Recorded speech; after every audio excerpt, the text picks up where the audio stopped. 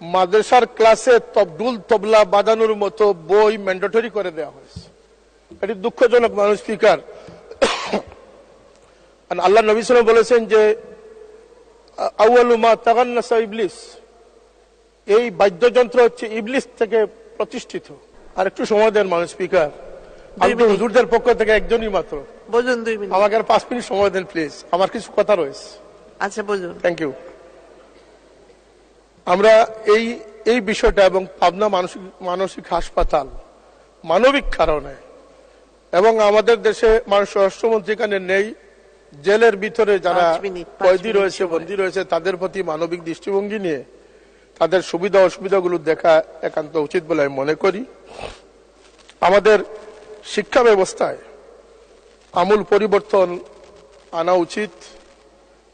আমাদের সিলেবাস কমিটিতে যারা যোগ্য তাদেরকে দিয়ে সিলেবাস প্রণয়ন কমিটি তৈরি করা।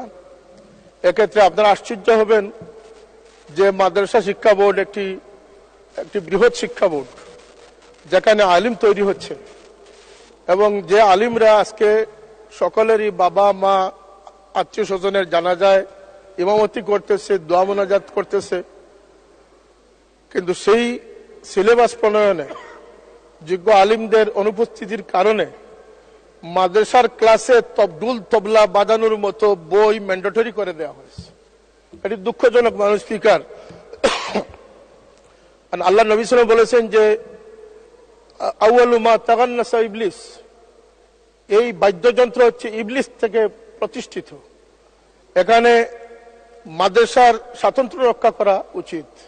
আমি বলবো স্কুল কলেজ ইউনিভার্সিটির সিলেবাসেও যারা দেশপ্রেমিক এবং যারা শিক্ষাবিদ তাদের অংশগ্রহণে সিলেবাস তৈরি করা সময়ের দাবি।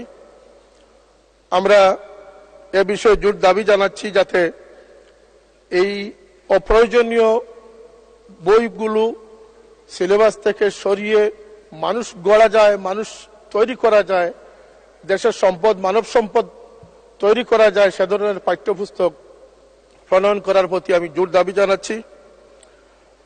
আমি আমার এলাকার 2-1টি দাবি এবং বৃহত্তর সিলেটের 2-1টি দাবি উপস্থাপন করতে চাই মাননীয় স্পিকার।